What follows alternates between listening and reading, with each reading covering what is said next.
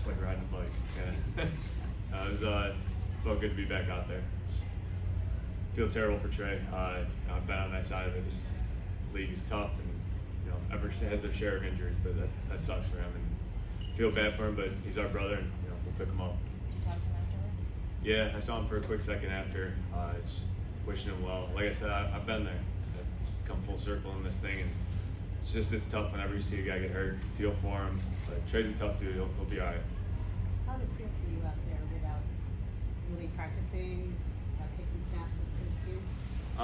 It was good. Kyle called some plays that I knew, some new ones for me too, so that was fun. But no, it was a good process. Tried to prepare this whole time like a starter anyway, so it was just like I said, like riding a bike. And how's the shoulder feel? Shoulder feels great. Some new plays. What were some of the new ones? Zone keepers? Can't tell you that was a new one. It was just some different stuff, but I mean, it's I've been a backup before. If you don't get the reps during the week, you just gotta get the mental reps and make the best of it.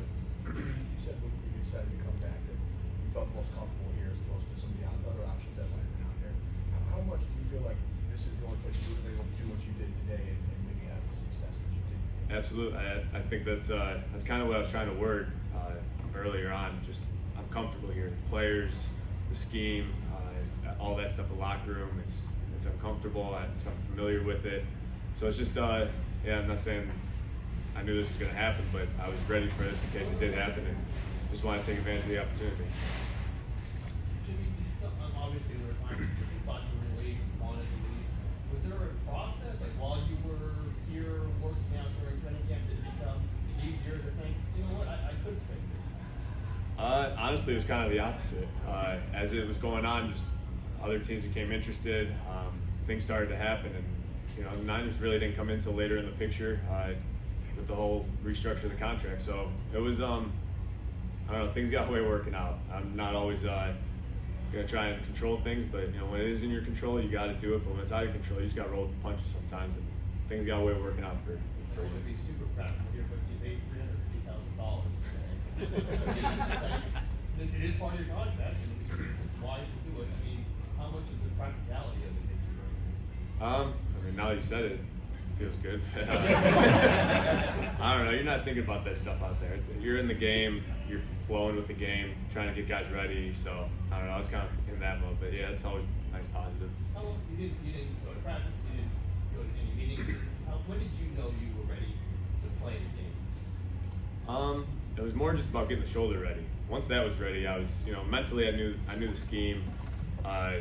Some of the new plays took a little while to learn, things like that. There's always some new wrinkles in the offense, but for the most part, it was just once my shoulder was good, I was ready to roll, and it feels good now. So. Your knee injury came when you were trying to put a move on a defender.